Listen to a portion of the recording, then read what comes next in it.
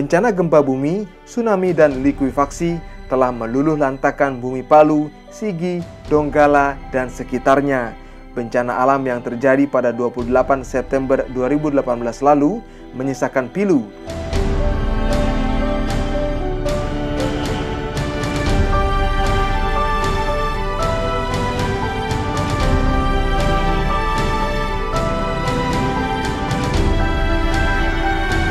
Tak hanya bagi para korban, tapi juga bangsa Indonesia. Data mencatat lebih dari 2.000 orang meninggal dunia, 1.300 hilang, dan 4.600 luka-luka.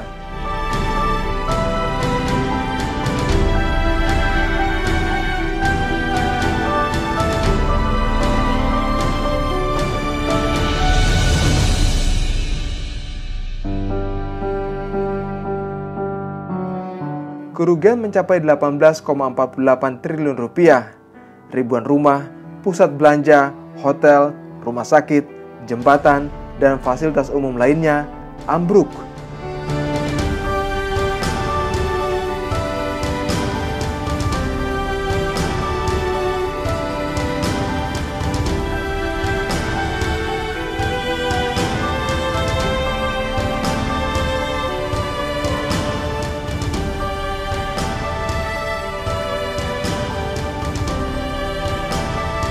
Jalur Trans Palu, Poso, Makassar tertutup longsor. Sejumlah pelabuhan rusak. Palu lumpuh.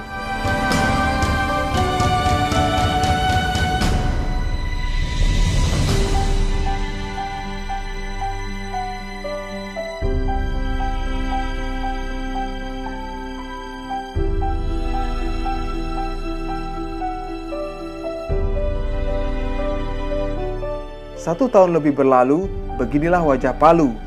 Berbagai upaya membangun Palu dilakukan di berbagai lini. Lewat Kementerian Pekerjaan Umum dan Perumahan Rakyat PUPR menyediakan hunian layak bagi para penyintas gempa Sulawesi Tengah.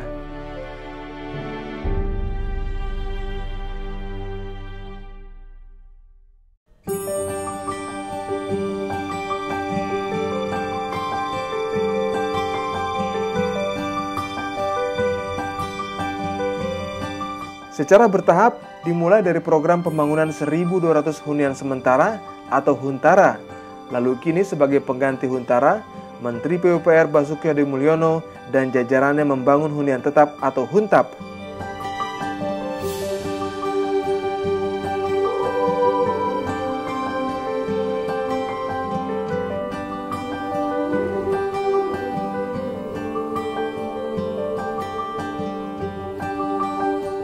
Maret 2020, Kementerian PUPR membangun hunian tetap 8.465 rumah dari target keseluruhan 11.465 unit. Pada tahap pertama sebanyak 630 rumah telah dibangun, yakni berada di Kelurahan Duyu sebanyak 230 unit dan di Pombewe sebanyak 400 unit. Progres pembangunannya mencapai 60%. Sehingga ditargetkan pada akhir 2020, hunian tetap ini siap dihuni oleh para korban bencana alam di Sulawesi Tengah. Dalam penyediaan hunian tetap, Kementerian PUPR memperhatikan 4 hal, diantaranya tenaga kerja, kualitas, kematangan lahan, dan ketepatan waktu.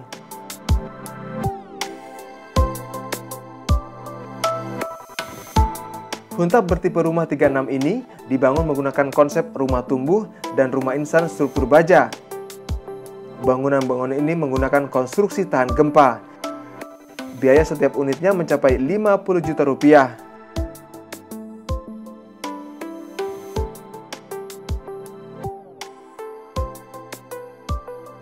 Pembangunan hunian dengan konsep tersebut relatif lebih cepat. Hanya dibutuhkan waktu 5 hari setiap unitnya. Meski singkat, ketahanan bangunan diprediksi mencapai 25 hingga 40 tahun ke depan sebagai rumah tahan gempa permanen.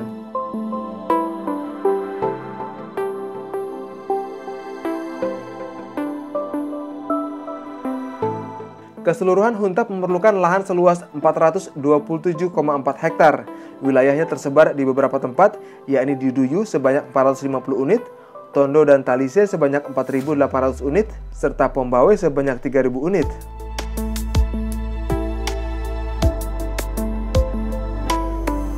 Kedua program hunian tersebut menggambarkan dengan jelas betapa besarnya kiprah Kementerian Pekerjaan Umum dan Perumahan Rakyat dalam masa rehabilitasi dan rekonstruksi pasca bencana di Indonesia.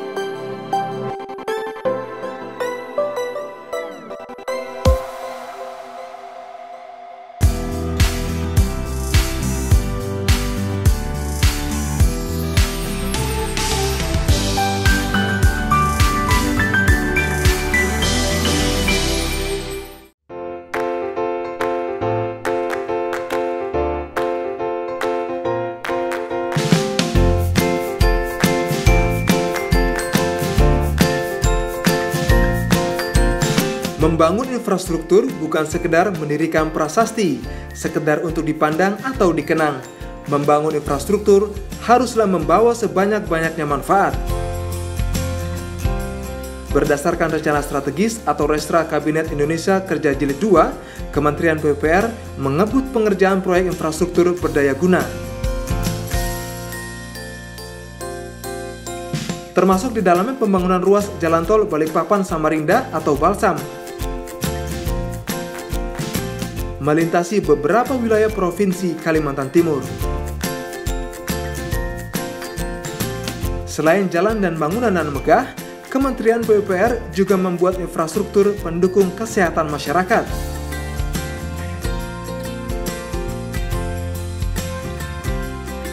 Bersama Kementerian Lingkungan Hidup, ikut mengedukasi masyarakat akan pentingnya kesehatan lingkungan. Saksikan Warga Bicara episode manfaat infrastruktur untuk semua, hanya di PUPR TV.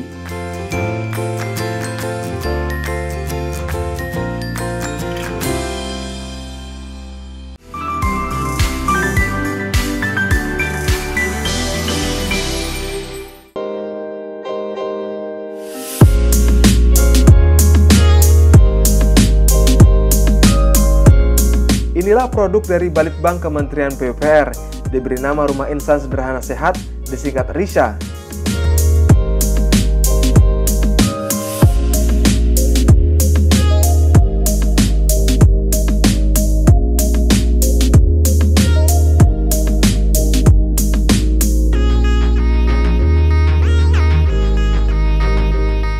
Menjadi solusi dalam penyediaan hunian tetap bagi korban bencana alam di Sulawesi Tengah.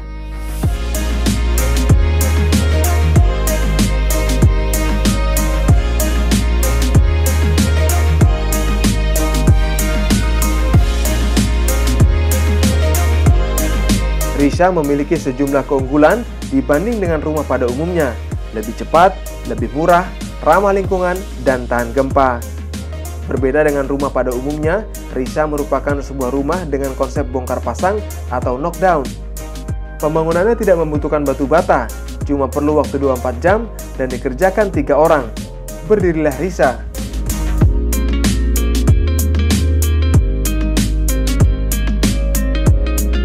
Hebatnya lagi, RISA dapat dipindah-pindah karena ringan.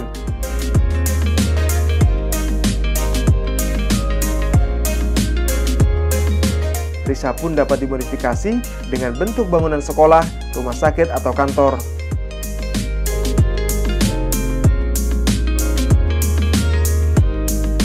Komponen yang digunakan dalam pembangunan RISA mengacu pada ukuran modular, maka komponennya bersifat fleksibel dan efisien untuk urusan konsumsi bahan bangunan. Komponen tersebut terdiri atas komponen panel struktur 1,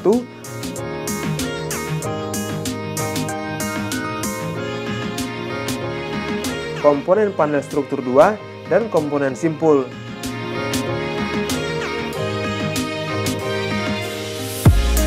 Proses awal pembuatan RISA adalah membuat cetakan. Caranya, rangka-rangka besi diletakkan pada panel yang terbuat dari baja.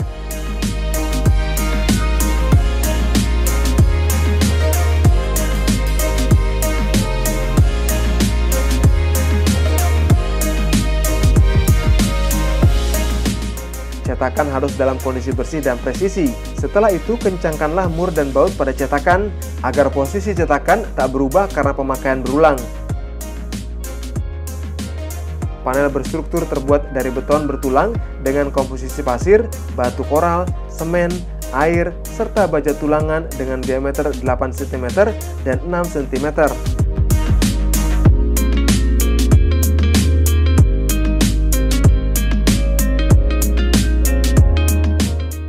Setelah tercampur sempurna, campuran semen tersebut dimasukkan ke dalam cetakan.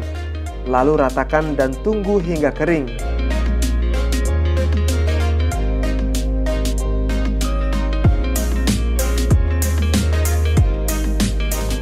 Sesudah kering, lepaskan dari cetakan, lalu rendam di dalam air agar tidak retak. Dan panel pun siap digunakan untuk proses selanjutnya.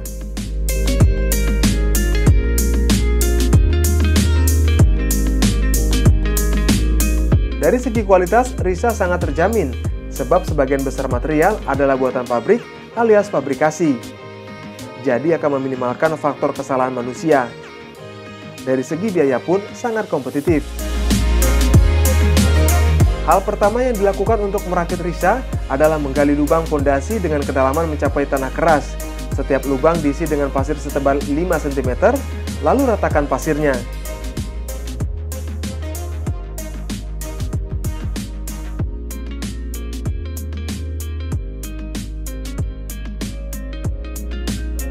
Selanjutnya letakkan pondasi kombinasi yang sudah dipabrikasi atau dibuat langsung di tempat. Antara satu pondasi kombinasi dan pondasi kombinasi lainnya dihubungkan menggunakan mur dan baut. Inilah yang membuat Risa dapat dibongkar pasang juga tahan gempa. Kami menyiapkan teknologi yang bisa menyelesaikan berbagai masalah. Jadi salah satunya teknologi rumah instan ini diperuntukkan untuk menyelesaikan masalah-masalah seperti masalah penanganan kumuh, masalah penanganan bencana, ya, kemudian juga masalah pembangunan rumah baru dalam rangka menyelesaikan backlog dan pertumbuhan kebutuhan rumah baru.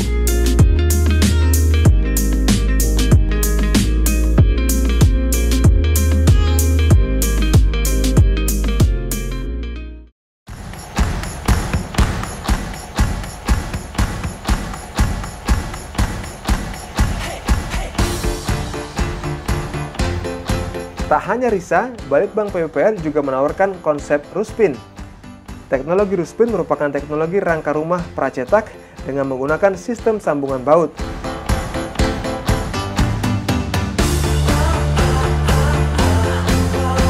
Sejatinya, Ruspin merupakan pengembangan teknologi rumah instan atau RISA yang telah banyak diterapkan hampir di seluruh wilayah di Indonesia, khususnya di daerah rawan gempa.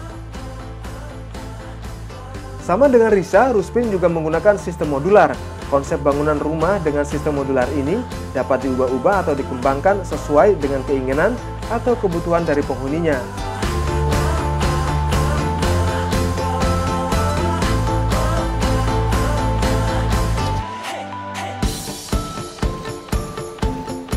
Tampilan luar baut dan plat sambungan Ruspin dibuat sedemikian rupa, sehingga terlihat lebih rapi dan elegan.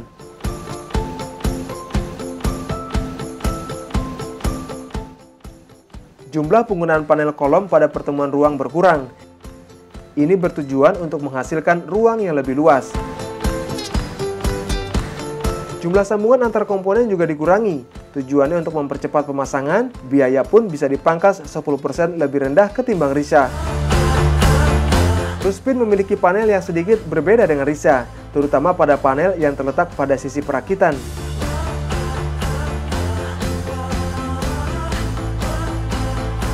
Ketebalannya sebesar 10 cm dan tinggi 135 cm. Panel ini memiliki 3 lubang pada masing-masing sisi, serta 1 lubang pada sisi bawah dan sisi atas. Dengan panel seperti ini, akan membuat perakitan panel menjadi lebih cepat dan efisien. Panel ini akan menjadi tulang pada konstruksi rumah sederhana yang lebih kokoh. Untuk Ruspin bertipe 36, biaya yang dibutuhkan hanya sebesar 17,5 juta rupiah. Pengerjaannya hanya selama 3 hari, dilakukan oleh 4 pekerja. Risa dan Ruspin diharapkan mampu menjadi solusi bagi masyarakat Indonesia menengah ke bawah untuk bisa memiliki rumah yang layak dan murah, namun tentu saja tidak mengurangi kualitas bangunan.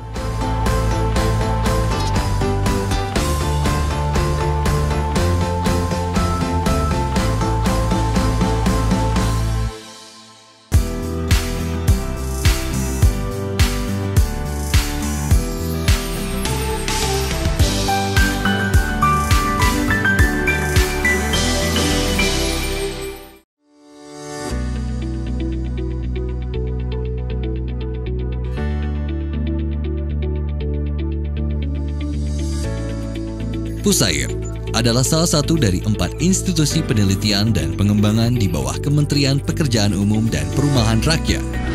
Kampus Pusat Pusair terletak di Jalan Insinyur Haji Juanda nomor 139 Bandung, Indonesia. Kampus Pusat Pusair terdiri dari 4 bangunan dengan fungsi yang berbeda. Bangunan utama berfungsi melaksanakan pengelolaan yang terbagi menjadi 4 tata bidang. Selain bangunan utama, terdapat 3 balai penunjang dengan laboratorium khusus yang terdiri dari Balai Hidrologi dan Tata Air,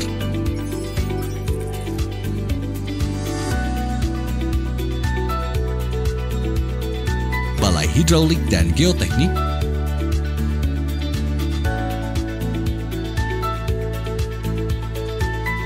serta Balai Lingkungan Keairan.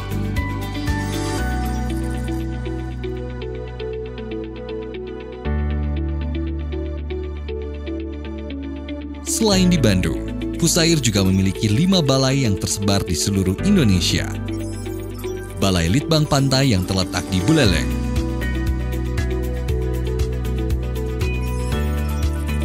Balai Litbang Rawa yang terletak di Banjarmasin, Balai Litbang Sungai yang terletak di Surakarta, Balai Litbang Sabo yang terletak di Yogyakarta, dan Balai Litbang Irigasi yang terletak di Bekasi. Tugas utama Pusair adalah melaksanakan penelitian dan pengembangan di bidang sumber daya air.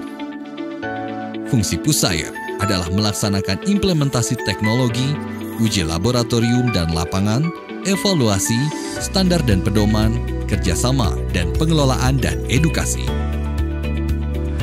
Pusair menghasilkan produk unggulan dalam bidang sumber daya air yang digunakan oleh pemerintah, perusahaan dan masyarakat untuk meningkatkan kualitas hidup.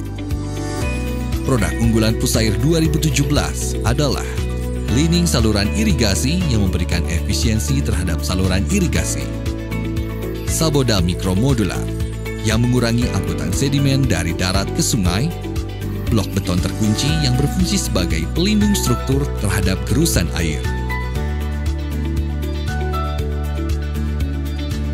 Pusair selalu berdedikasi sebagai pionir pembangunan sumber daya air untuk kesejahteraan bangsa Indonesia yang bersinergi dengan agenda prioritas Nawacita.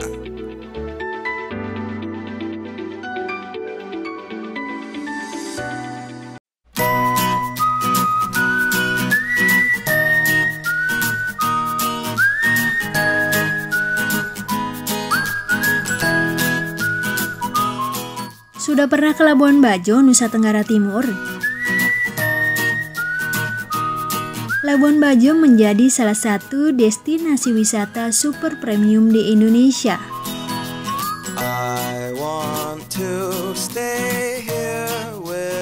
Berlibur di Labuan Bajo dapat merasakan sensasi traveling yang lengkap, mulai dari wisata bahari, wisata budaya, sampai melihat hewan dari zaman purbakala. Presiden Jokowi pun menyempatkan diri naik kapal pinisi, menikmati indahnya Labuan Bajo. Karena pesonanya, Labuan Bajo dipilih menjadi tuan rumah KTT G20 dan ASEAN Summit 2023. Kini, Presiden Jokowi tengah bersiap diri melakukan pembenahan di berbagai lini. Nah, kira-kira infrastruktur apa saja yang dilakukan Presiden Jokowi untuk membangun Labuan Bajo menjadi Bali baru? Saksikan selengkapnya di program Pojok Presiden episode Wajah Baru Labuan Bajo, hanya di PUPR TV.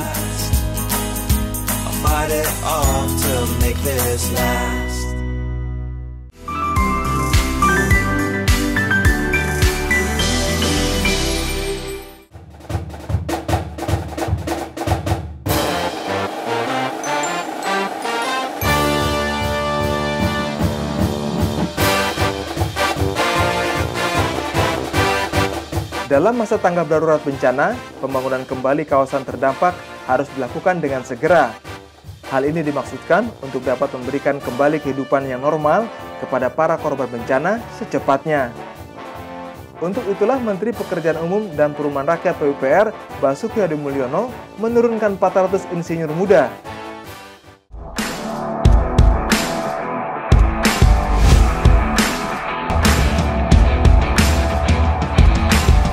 Perasaan saya ikut rehab dan rekon di Lombok ini sangat excited, sangat menyenangkan. Bagi saya ini adalah tantangan baru, di mana kita bisa mengaplikasikan ilmu kita ke lapangan dan juga mengaplikasikan nilai-nilai aneka dan bela negara yang sebenarnya.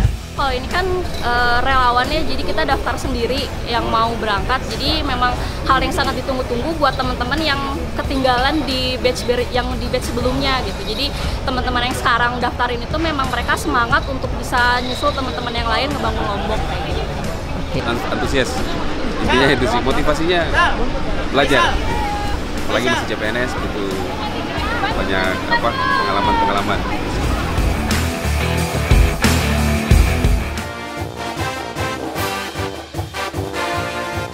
Mereka ditugaskan dalam program percepatan pembangunan lokasi bencana gempa Nusa Tenggara Barat 2018 silam. Para ahli muda ini diharapkan dapat memberikan sumbangsih kepada situasi yang ada sekaligus belajar. Belajar untuk memiliki rasa kepedulian kepada sesama, kepada para korban bencana.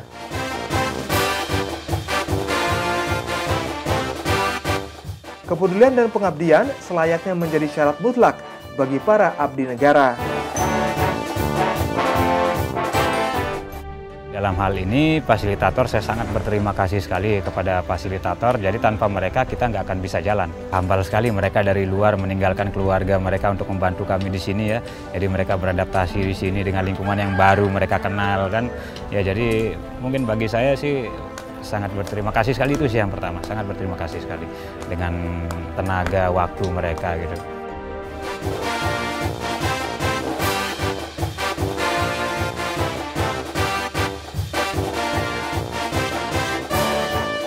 Ke-400 insinyur muda ini juga berperan dalam mendampingi warga untuk membangun kembali rumah tahan gempa.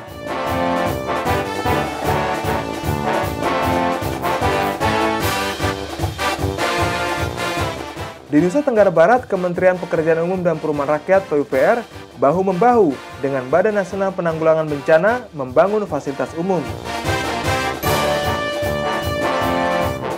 Setidaknya ada 572 unit sekolah, 31 unit fasilitas kesehatan, 87 unit rumah ibadah, dan 1 unit pasar yang berhasil didirikan.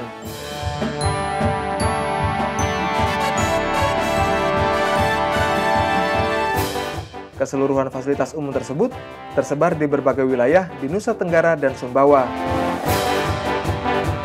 Rekonstruksi pasca bencana ini pun berlangsung sangat cepat, tak sampai 1 tahun lamanya. Secara resmi, rekonstruksi NTB dinyatakan rampung pada 19 April 2019.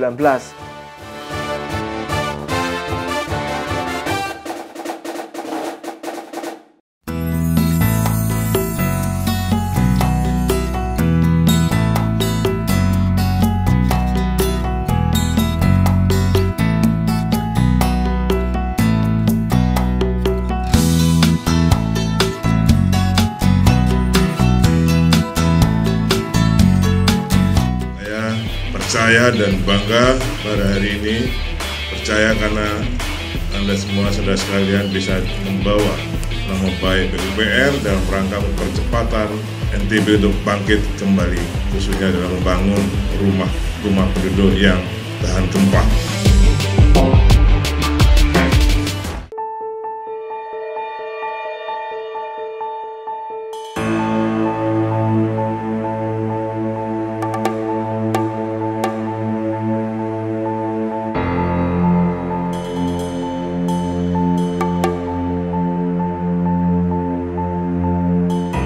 Beranjak dari kisah bencana di Lombok, 1 Januari 2020 lalu, Kabupaten Lebak, Banten menghadapi peristiwa tak terduga di awal tahun. Banjir bandang menerjang 6 kecamatan di kabupaten tersebut, yakni Sajira, Cipanas, Lebak Gedong, Curug Bitung, dan Cimarga.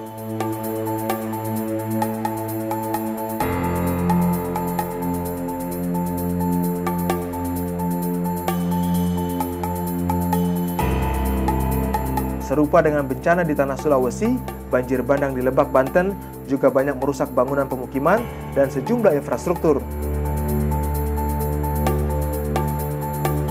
Data media menyebut 3 kantor desa, 1 kantor kecamatan, 22 jembatan gantung non-permanen, 3 jembatan komposit, 1 jembatan rangka, serta 2 ruas jembatan kabupaten rusak.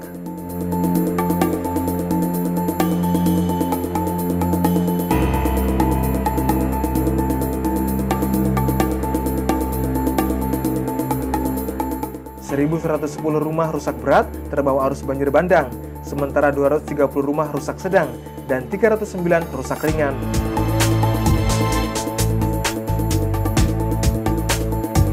Korban jiwa akibat kejadian ini adalah 9 orang meninggal dunia serta 2 hilang.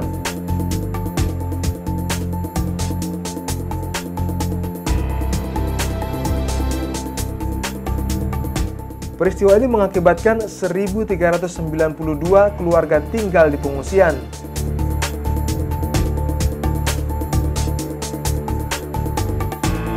Bergerak cepat membantu korban bencana, Menteri Pekerjaan Umum dan Perumahan Rakyat PUPR segera menyiapkan langkah-langkah tanggap darurat.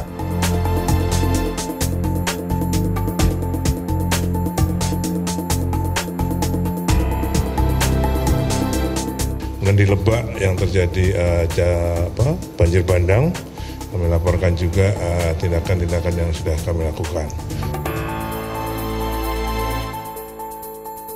Kementerian PUPR memprioritaskan sarana dan prasarana air bersih dan sanitasi sebagai langkah pertama untuk mencukupi kebutuhan sehari-hari para korban dan pengungsi.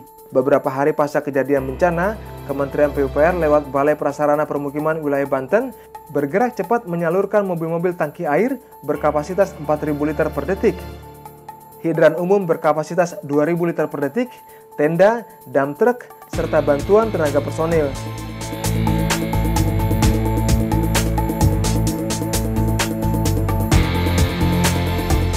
Selain itu, untuk rehabilitasi infrastruktur, Kementerian PUPR juga sudah merealisasikan pembangunan jembatan di Kecamatan Sajira. Jembatan ini putus akibat banjir bandang. Kementerian PUPR sangat tahu peran vital jembatan ini. Oleh karenanya, pengerjaannya ditargetkan bisa selesai menjelang Idul Fitri 2020.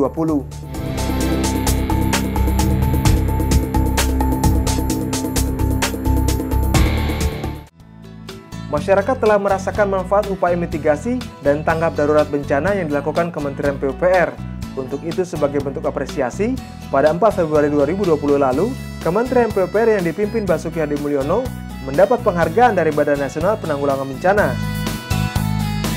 Pihak BNPB mengapresiasi dukungan yang selama ini telah diberikan PUPR dalam penanggulangan bencana selama 2019. Penghargaan ini disampaikan secara langsung oleh Kepala BNPB Doni Munardo kepada Wakil Menteri PUPR John Wempi. Kementerian PUPR selalu bertekad untuk mendukung pelaksanaan mitigasi dan pengurangan risiko bencana. Mengacu pada Undang-Undang Penanggulangan Bencana, PUPR akan mengambil peran dalam pembangunan infrastruktur yang aman dan optimal.